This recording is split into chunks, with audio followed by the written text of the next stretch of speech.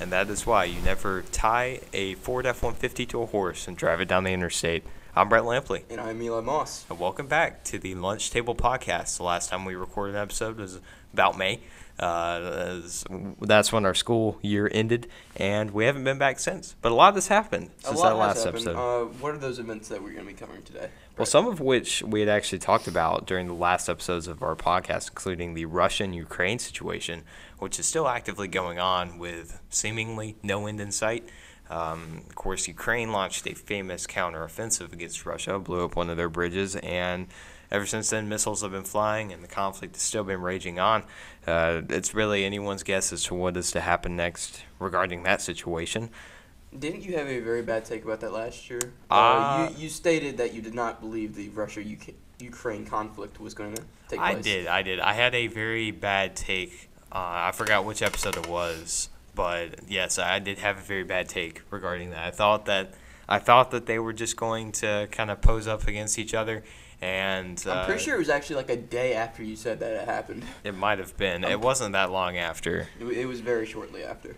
But yeah, so we make a couple of bad takes. It's okay. But anyway, so that's still going on. There's still updates to come with that, and once again, it's really anyone's guess to see what happens next. Another thing that happened throughout the time that we have been off the air, during August, the monkeypox situation, which, of course, following the COVID-19 situation and the different variants that came off of that, monkeypox was a major concern in the global community. It was mainly something that I saw through social media. I never really got an up close experience with it. I don't think many people really did. Not that I know of. Not many people really did get any experience with it. Did you, Brett? No, personally not, and I genuinely didn't know that much about it anyway. It seemed like everything that I read was just off of social media as well, yep. Or just basic news media, and I still don't really know anything about it, but unlike COVID, is that variant and that disease hasn't really made as much of an impact on our lives. Of course, COVID was a major impact on all of us. Regardless of who you were impacted some way by COVID. Still is impacting. Still is. Still definitely is. It's been almost 3 years. Is it 3 years? I think it's about 3 years, yeah. Actually, it's about 3 years. Coming up in, I think, March. Yeah, March. March will be 3 years. That is crazy. Time really flies. Oh, 100%. Yeah, I remember how everyone was coping with the COVID times as well. I know personally I went online more, played more online games with friends and stuff. Me too. And it's interesting to see how we've come out of that period because, you walk into a public place sometimes and they'll be like, you have to have a mask on. And I kind of get caught off guard because, I've had all my shots and boosters and stuff. I'm used to not wearing it now. Yeah, I don't think I've wore a mask in months, honestly. The last time I wore a mask was probably honestly last school year. It was towards the beginning of second semester. They removed the mask mandate for Cleveland High School, and I'm pretty sure that's actually like the last time I actually wore a mask. Yeah. I mean, actually, no. I went to some sports events. Duke versus Wake Forest last year, I had to wear a mask there. But I went to Duke versus NC State, which Duke got blown out this year by NC State. But I went to that game, and the mask mandate was not still in place. So I think we're really starting to come out of this COVID situation. I don't think COVID is as large of an event and as big as a social media conflict as it once was. 100%. And the only places that we even see it prevalent anymore is in healthcare facilities, physicians' offices. Which I think in a way that's not bad. I think. 100%. I think that should stay. Yeah. I think it's good for doctors' offices, dental offices. I think masks should always stay there. I don't think that should ever be lifted. I think that's smart to keep that there. Oh, definitely. Not only for COVID, but just any disease that might come across. I think it's a good idea to keep it like that. Yeah. Another major thing that happened was the Supreme Court overruling Roe v. Wade. That was huge, not only in terms of just how it affects people in real life, but on social media as well. I know that when I went on social media, a lot of people were posting a lot of debates, a lot of protests, and a lot of information about different clinics that would still be able to help you despite Roe v. Wade being overturned. which we're not going to get into any opinions on that or No anything. need to get political. Yeah, there's any, but it was just interesting for that small period of time to see how much, it was huge in the United States to see people talking about that because it affects a lot of people.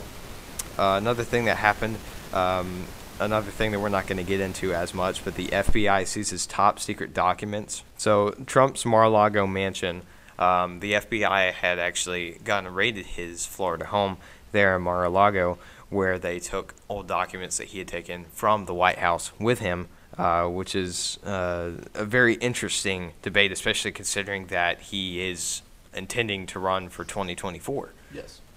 And it really leaves a lot of speculation what will actually happen, because that's just a complicated situation when you have a guy running for president, the ex-president, but is also could be imprisoned for his actions. Yeah. It's just an odd situation. But not only that, for U.S. politics, but U.K. politics have also been pretty interesting recently. They had a small little spout of drama and occurrings as Boris Johnson resigned as Prime Minister of the United Kingdom. He was briefly replaced by Liz Truss, and when Liz Truss took office shortly after, Queen Elizabeth II had actually died during her term, which was absolutely crazy for multiple reasons. Not only because not only a new prime minister was entering the office as an old one was leaving, but of course Queen Elizabeth II was massive in terms of her impact on society and social media. A lot of people, not only like celebrities, but just anybody, was posting about everything that happened, and it was one of those weird things where you expected it, but when it actually happened, it was kind of a shock. Yeah. Everybody knew that, well, it was not going to be much longer before I think that event took place, but I think it definitely shocked everybody. I'm pretty sure I was actually I think we were all in school when it happened. Yeah, it was definitely shocking, even though everybody kind of knew, like, the time was not going to be much longer before that event took place. Right. And it's just one of those things where one of the renowned world leaders for a long time and died, everyone is just kind of shocked about it some way or somehow. Another thing that happened, though, which Eli can speak more to on than I can, but the 2022 World Cup. Yeah, the World Cup, it was very, very interesting this year. This was one of the, I think, most watched World Cups of all time, especially the final. I personally was rooting for USA, obviously, in the beginning, but after that, I started rooting for Argentina as a biased Messi fan. That final was one of the greatest finals and greatest games of soccer that I think this world's ever seen. What Mbappe did, scoring a hat trick to keep France in the game against Argentina, was truly remarkable. And Messi scoring 2 goals and just and getting the World Cup victory that he had wanted his entire career, has been very vocal about wanting his entire career. He finally received in what was supposed to be his last World Cup. I'm not sure. There's been some talks about it not being his last World Cup, but if this is his last World Cup, that is, like, what a way to go out. What a match to go out on. That's one of the greatest games of soccer that the world's ever seen, going to PKs, and Martinez for Argentina, the goalie, just remarkable throughout the entire tournament, really saving Argentina in key moments, saving Argentina in overtime. And yeah, it was a great World Cup. It really was. A lot of storylines ended, but in the end, just what a World Cup. It was truly remarkable. 100%. And speaking on sports, some other stuff is coming in as well. Not only did the NFL and NHL have their All-Star / Pro Bowls, the NFL is fixing to have its Super Bowl on February the 12th, with Kansas City facing off against the Philadelphia Eagles. So what are your predictions on that? I think the Eagles are the far better team. I think they're way better rounded. The Eagles have the better defense, overall the better offense, but I think the deciding factor is that you just have Patrick Mahomes on the Chiefs offense. That's Patrick Mahomes on one leg genuinely might be the second best quarterback in the league behind Patrick Mahomes on 2 legs. Like, fair enough. He is remarkable, and I seriously I have the scenario in my mind that the Chiefs are going to win the Super Bowl because I think that it's more important towards Patrick Mahomes' legacy. I just don't see Patrick Mahomes losing the Super Bowl to the Eagles. Though I do think the Eagles have the better roster and should win, but I just have my money on the Chiefs. I think the Chiefs overall the Andy Reid and his offensive scheme, and knowing the Eagles' offense in the past, as he was the coach for the Eagles, he knows that team. He knows their scheme.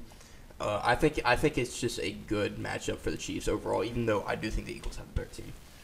Gotcha. Yeah, I think personally my pick is probably just the Eagles, just because I don't have any real attachment. I haven't really kept up with football since about 2018 because I'm a Panthers fan, kind of toxic about how that ended. But another major thing that happened regarding the NFC South, while we're on that topic, of course, Tom Brady retiring from the NFL. Retiring, yes. He issued a statement exactly 1 year after his previous original statement on leaving the NFL. Of course, last time, notoriously, he came back to the NFL after announcing that he wouldn't.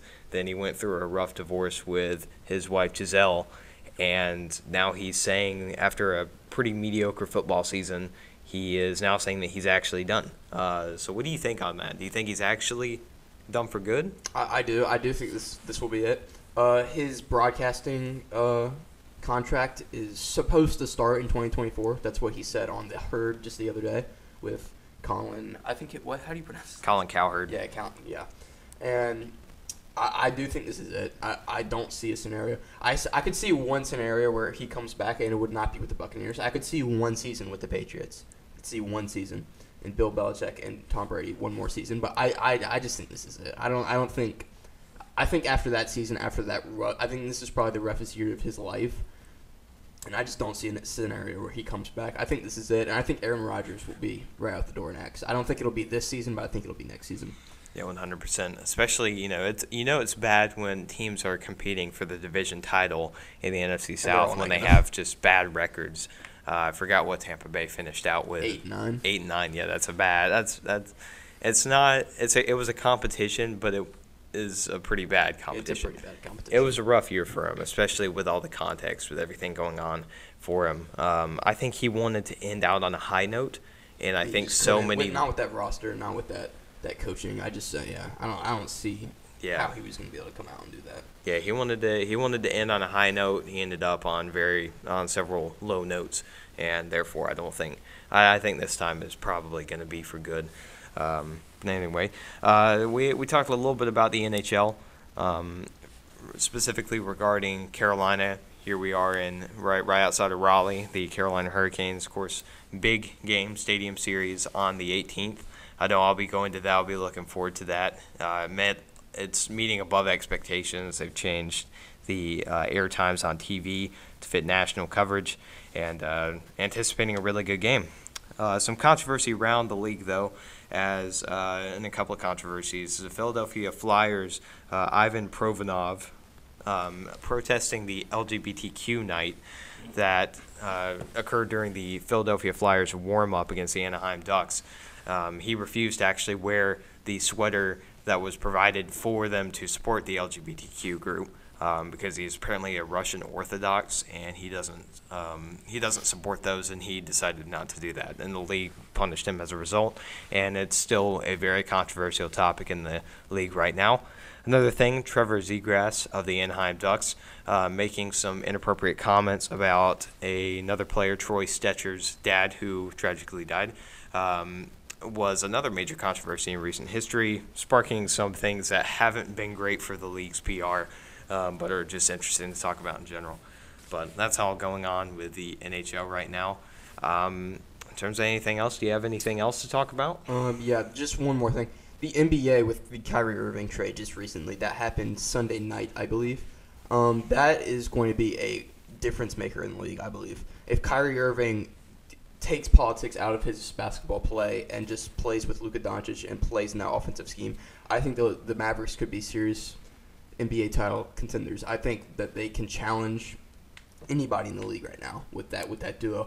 I think that's going to be very deadly. I think Luka will run the point guard still, and Kyrie Irving will run the shooting guard. But yeah, just covering the Kyrie Irving trade, I think that's going to be a great difference maker in the league, and it should be very entertaining to watch, as I think they play tonight. Gotcha. Well, so those are all of our updates over the past, since last podcast, all the events that were going on. Next week we'll be talking about school stories, and we'll see y'all later. I'm Brett Lampley. And I'm Eli Moss. And we'll catch you next time. Goodbye. Goodbye.